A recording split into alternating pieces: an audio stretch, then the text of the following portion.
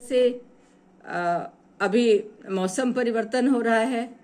अब नवंबर का महीना आ गया, ठंड के दिन आ गए, लेकिन कहते हैं कि ठंड अभी पड़ी नहीं रही है, तो ग्लोबल वार्मिंग हुई। तो हमने अपने जीवन को बहुत ज़्यादा सुख सुविधाओं से संपन्न किया। जो हमारे वेद शास्त्र कहते हैं कि पहले भी वैज्ञानिक उन्नति हमारे देश में थी, और हमारे ही वेदों से लेकर के बाहर भी इतनी उन्नति होती जा रही है, और वो स्वीकार भी करते हैं इस बात को।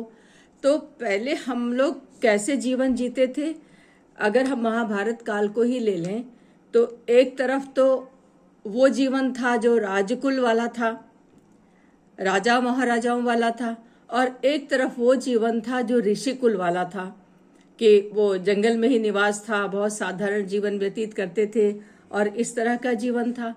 लेकिन वो लोग ज्ञान की दृष्टि से बहुत आगे थे, बहुत ऊंचे थे, और प्रकृति के साथ वो जीते थे, प्रकृति में ही रहते थे, और प्रकृति के संसाधनों से ही अपना जीवन यापन करते थे। और दूसरे तरफ वो राजा लोग थे, जो राज दरबार था, और वो बहुत लेविश लाइफ जीते थे। लेकिन धीरे धीरे क्या हुआ कि हमारे अंदर भी ये भाव पैदा हो गया, कि समानता का भाव पैदा हो गया, कि हम राजाओं महाराजाओं वाला जीवन हम भी जीने लगे। हमारे अंदर भी वो सारी सुख सुविधाएं प्राप्त करने की आकांक्षा बनी। तो हमने भी अपने घर मकान महलों जैसे बनाने शुरू कर दिए, और प्रकृति के संसाधनों का हमने दोहन करना शुरू किया। तो अगर हम प्रकृति के संसाधनों का इसी प्रकार से दोहन करते रहे, उसके वजह बहुत सारी हो सकती हैं। उसकी वजह ये भी हो सकती है कि हमारे यहाँ जनसंख्या बहुत बढ़ी, तो ज़रूरतें बहुत बढ़ी, और शिक्षा जो है बढ़ी, तो हम उस शिक्षा के आधार पर हमने सोचा कि हम हीन भावना में क्यों रहे।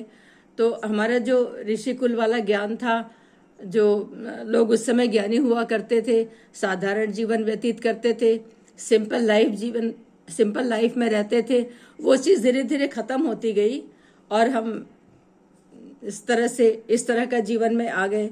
तो अभी कुछ समय पहले हमारे एक चर्चा चल रही थी कुछ साथियों के बीच में, कि अगर हम अपने आप को सीमित संसाधनों से युक्त करें, और सीमित संसाधनों के साथ अपना जीवन बिताएं, और थोड़ा प्रकृति के नज़दीक जाएं, प्रकृति के साथ रहें, तो शायद हमारे जीवन में फिर से वो समय आने लग जाए।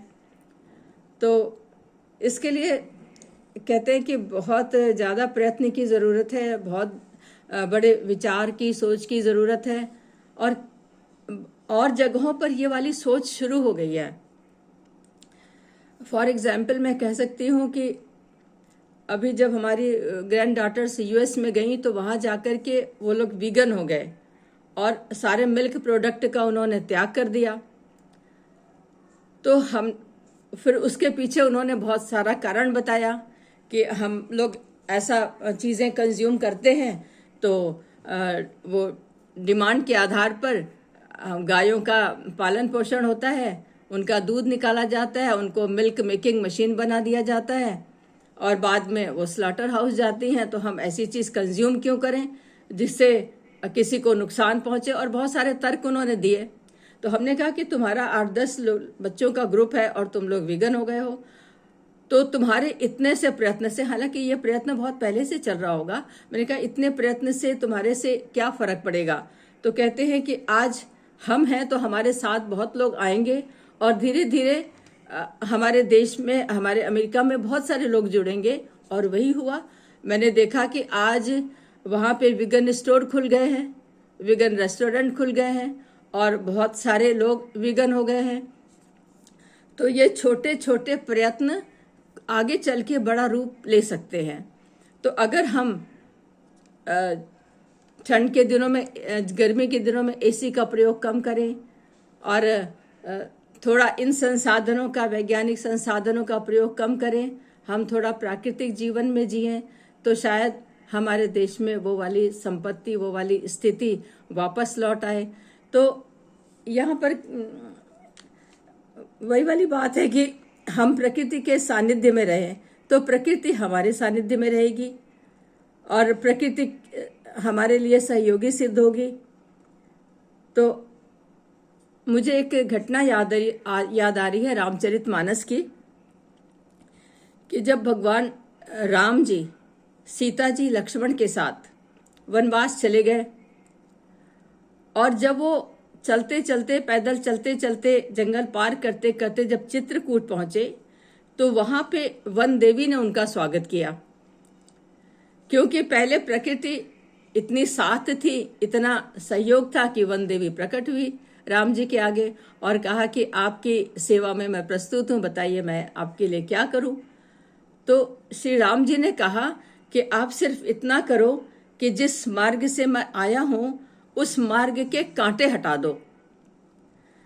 तो वन देवी ने कहा कि आप तो अब आ चुके हैं, तो जब आप आ ही चुके हैं तो उस वन मार्ग के कांटे हटाने का से क्या फायदा।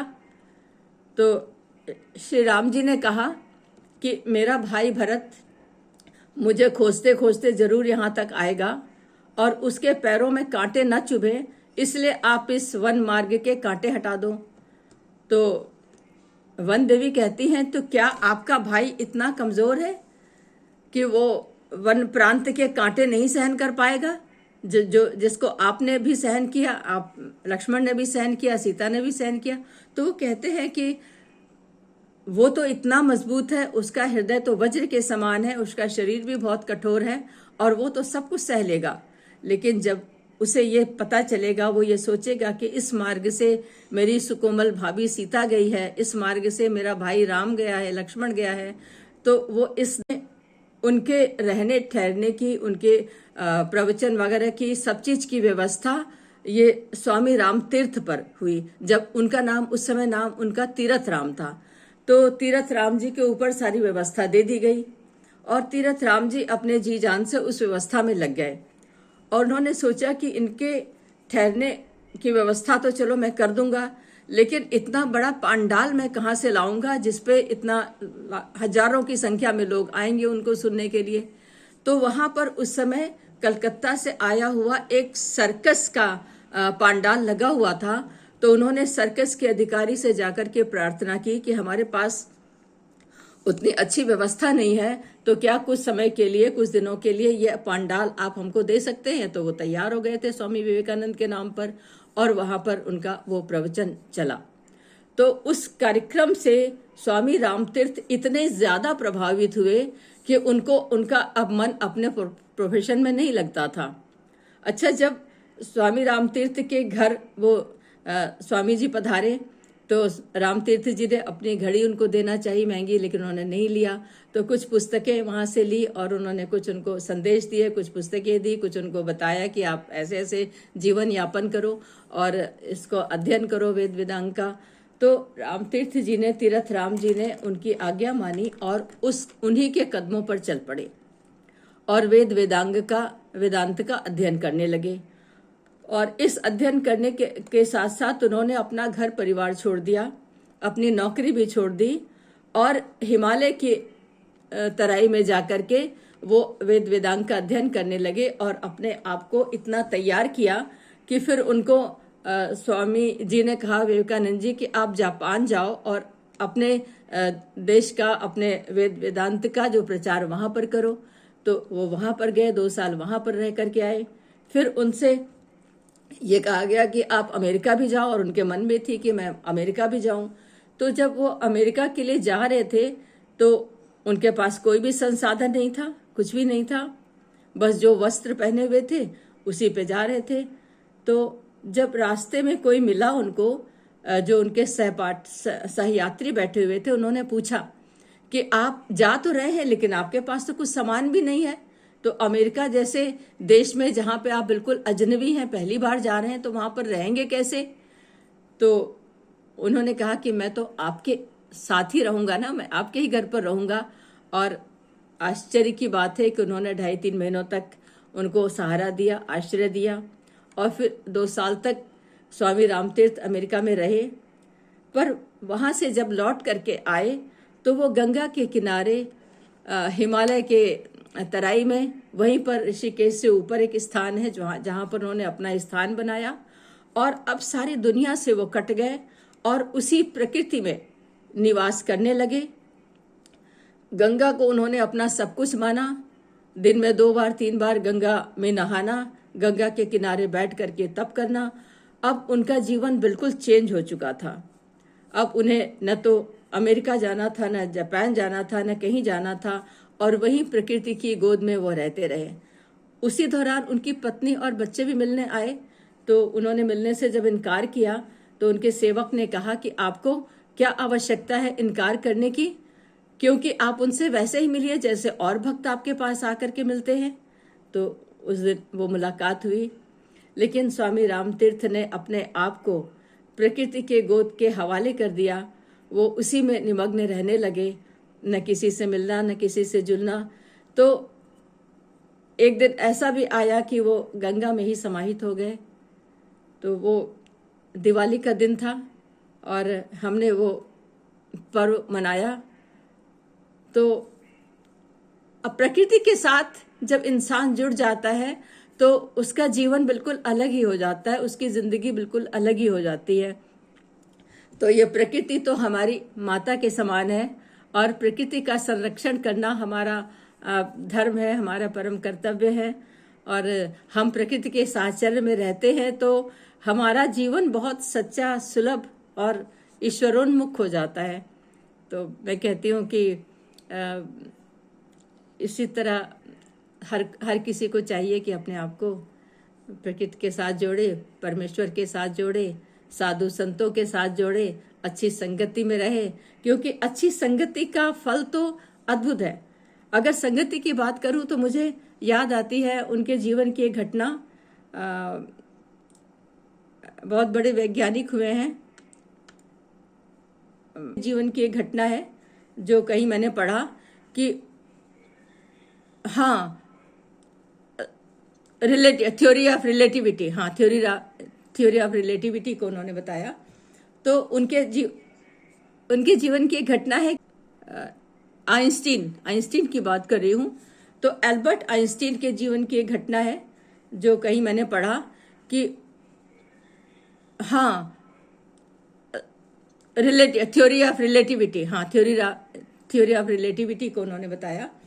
तो उनके जीवन की एक घटना है कि उनका एक ड्राइवर था जो सदा उनके साथ चलता था और सदा उनके बगल में बैठता था और सदा उनके विचारों को सुनता था। जब भी वो स्टेज पर होते थे वो ड्राइवर उनको बहुत ध्यान से सुनता था। तो इसका परिणाम ये हुआ कि उस ड्राइवर को भी उनके सारे बातों की जानकारी हो गई थी और वो कहता था कि आप जैसा लेक्चर आप देते हो खड़े होकर के, मैं हूबहू एज इट इज बोल सकता हूँ, एज इट इज दे सकता हूँ। तो उस समय एल्बर्ट आइंस्टीन किसी ऐसे सभा में जा रहे थे जहां पर लोग उनको पहचानते नहीं थे। तो उन्होंने कहा ठीक है, और थोड़ा जॉली नेचर के थे, बोले कि आज मेरी जगह पर तुम ही स्टेज पर जाना और तुम ही सब कुछ बताना। और उस ड्राइवर ने, मतलब वो भी आश्चर्यचकित थे कि सब कुछ हूबहू उन्होंने बताया। तो ये किसका असर था? सुंदर संगति का असर था, सत्संग का असर था, साथ रहने का असर था। और स्टेज पर जो बोला उन्होंने बहुत आश्चर्यजनक बोला। आइंस्टीन भी हतप्रभ थे। तभी किसी ने कहा कि एक बार आप थ्योरी ऑफ रिलेटिविटी, जिसका भी डॉक्टर साहब ने नाम लिया, कि उसे एक बार और समझा दीजिए कि उसके समझने में हमें थोड़ी अभी दिक्कत है। तो अब वो ड्राइवर थोड़ा परेशान हो गया, क्योंकि वो भले ही सुन करके सब कुछ याद किया हुआ था, लेकिन इतना ज्ञान नहीं था कि उस थ्योरी को दोबारा से बता सके। तो बोले ये तो बहुत साधारण सी चीज है, इसको तो मेरा ड्राइवर ही आपको बता देगा। और तब आइंस्टीन बहुत आश्चर्यचकित हुए कि कितने प्रत्युत्पन्न मति है उनका ड्राइवर। और फिर आकर के उन्होंने थ्योरी ऑफ रिलेटिविटी को बताया। तो कहते हैं कि साथ में जब रहोगे, इसीलिए तो उपनिषदों की रचना की गई। उपनिषद में क्या होता था कि देखिए, प्राकृतिक वातावरण में बैठे हैं शिष्य, गुरु बैठे हैं। उस समय हम तो आज साथ में बैठे होते हैं, तब भी सब अपने अपने मोबाइल में ध्यान होता है और साथ में बैठे हुए भी हम संग में नहीं होते। लेकिन वहां तो ऐसा कुछ नहीं था। तो उपनिषद की जब बैठते थे गुरु और चर्चा करते हुए जब शिष्य बैठते थे, तो सारा ज्ञान उपनिषदों से सिर्फ बोलने मात्र से, सिर्फ चर्चा से ही वो ग्रहण कर लिया करते थे। तो प्रकृति का संग हो और गुरु का संग हो, क्यों गुरु गुरु तो हमें पद पद पर चाहिए। भगवान कृष्ण ने भी अपने जीवन में 2 गुरु बनाए। तो गुरु तो बड़े बड़े लोगों ने बनाए। रामचंद्र जी भी गुरु के आश्रम में रहे और राजा दशरथ के भी गुरु थे। तो गुरु तो सबके थे। तो गुरु तो हमें पल पल पर चाहिए होता है कि हम कुछ भी काम सीखना हो, अगर हम जाते हैं, स्कूल जाते हैं, तो वो भी हमारा गुरु ही है। हालांकि अब सब कुछ बदल गया है। हम ड्राइविंग सीखते हैं तो वो भी हमारा गुरु है, या कोई भी स्किल सीखते हैं तो वो भी हमारा गुरु है। तो अब गुरु परंपरा पहले जैसी नहीं रही, लेकिन अगर पहले जैसी हो तो कितना सुखद है, कितना सुंदर है। बस वही कल्पना मन में आती है। तो सच्चे लोगों का साथ, सत्संग, गुरु का साथ, ज्ञान का साथ, अगर ये सब साथ रहे तो जीवन कितना सुखमय, कितना सुंदर हो जाए। और जो बात कह रहे थे कि वो जो ऋषिगण होते थे वन में, एक्चुअली वो एक तरह से ब्राह्मण थे। तो ब्राह्मणस्य अस्य मुखम आसीत, यानी उनको ज्ञान बांटना है, उनका कर्म था। तो वो अपने कर्म से ब्राह्मण थे या ऋषि थे या गुरु थे। लेकिन उन्हीं में से ही कुछ विश्वामित्र, तो विश्वामित्र पहले राजा हुआ करते थे। जब वो एक बार ऋषि जंगल में किसी ऋषि के यहाँ गए तो वहां पर उन्होंने जो गाय देखी, उस गाय को देख करके वो मोहित हो गए और ये गाय उनको चाहिए थी।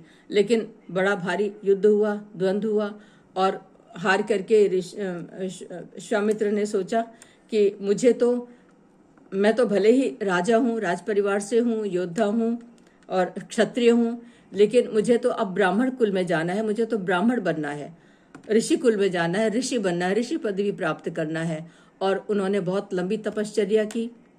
कहते हैं कि मेनका ने भी उनकी तपस्या को भंग करने की कोशिश की और एक बार वो च्युत भी हो गए। लेकिन पुनः जाकर के उन्होंने तपश्चर्या की और गुरु वशिष्ठ ने उनको ऋषि की उपाधि दी।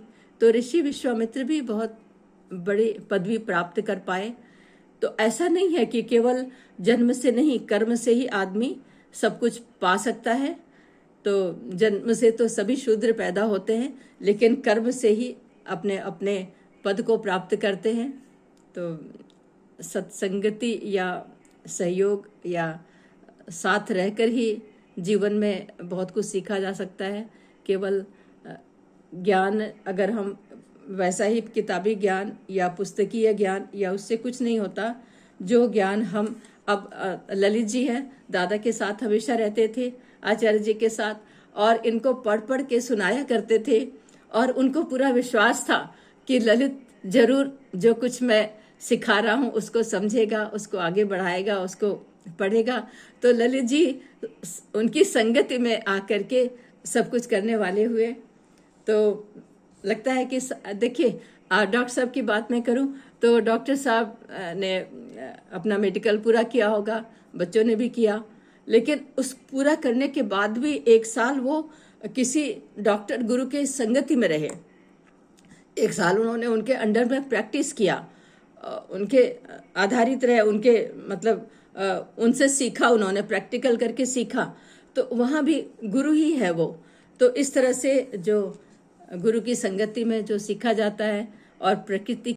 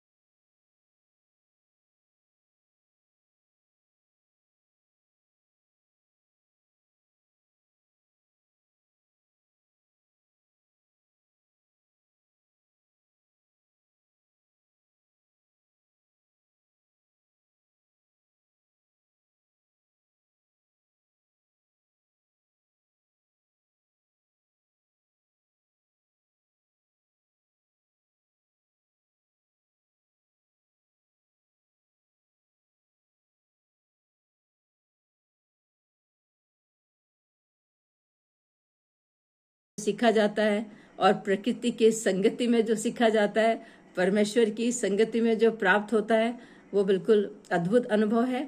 और मुझे लगता है कि हर किसी को सुंदर संगति में रहना चाहिए, और उसी का परिणाम है कि हम हर शुक्रवार को इकट्ठा होते हैं और सुंदर एक दूसरे का सहयोग और संगति मिलती है, एक दूसरे के शब्द सुनने को मिलते हैं, तो बहुत आनंद आता है। तो बस कुछ भी समझ में नहीं आ रहा था क्या बोलूं। Thank you ji.